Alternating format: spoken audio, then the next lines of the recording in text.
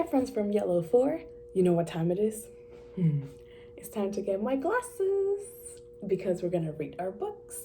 And today I'm going to be reading The Rainbow Fish. I know it's one of my favorites and I hope you like it too. Okay, let's start with ours. The Rainbow Fish.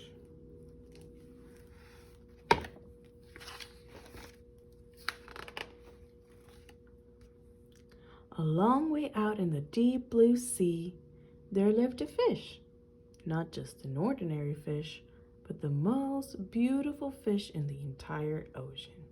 His scales were every shade of blue and green and purple, with sparkling silver scales among them. Here's the sparkling silver scales. Look at all the sparkling silver scales.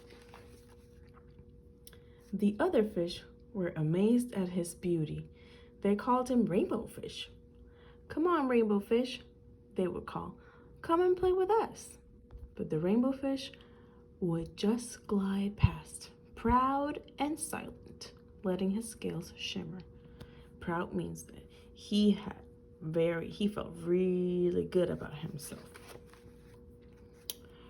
One day, a little blue fish followed after him. "Rainbow Fish," he called, "wait for me. Please give me one of your shiny scales. They're so wonderful, and you have so many." And then the Rainbow Fish said, "You want me to give you one of my special scales? Who do you think you are?" cried the Rainbow Fish. "Get away from me." Shocked, the little blue fish swam away. He was so upset, he told all his friends what had happened. From then on, no one would have anything to do with the Rainbow Fish. They turned away when he swam by. Do you think yelling at people, "Get away from me," is nice? Are those kind words? Is that how we talk to our friends?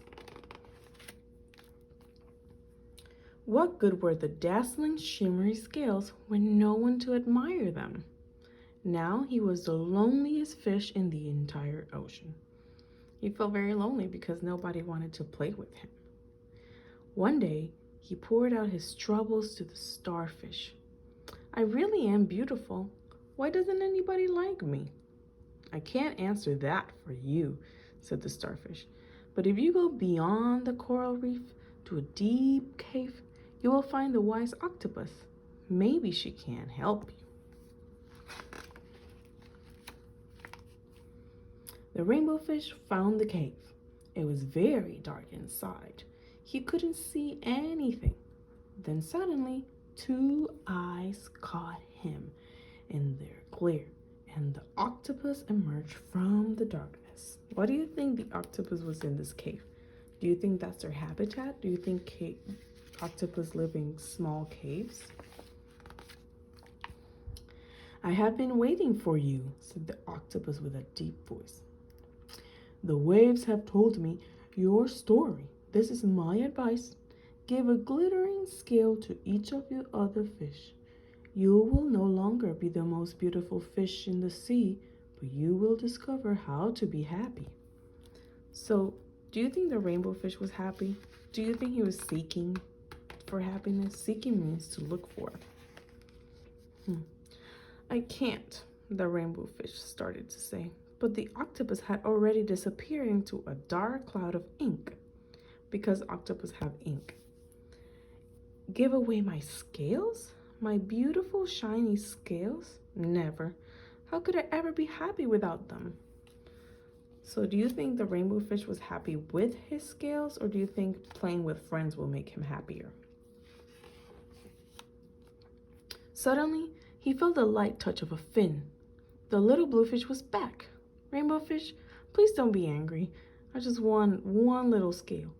The Rainbow Fish wavered. Only one very, very small shimmering scale. He thought, well, maybe I wouldn't miss just one, because he has so many.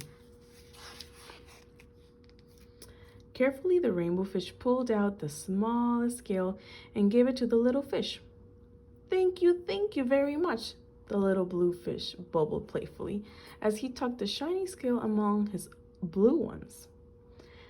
A rather peculiar means like a special feeling, came over the rainbow fish.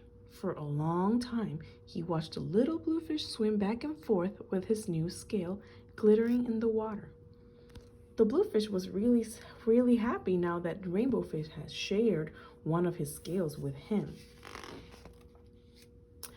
The little bluefish whizzed through the ocean with his scale flashing, so it didn't take long before the rainbow fish was surrounded by the other fish. Everyone wanted a glittering scale. Would you want to have a glittering scale too? I know I would want one too.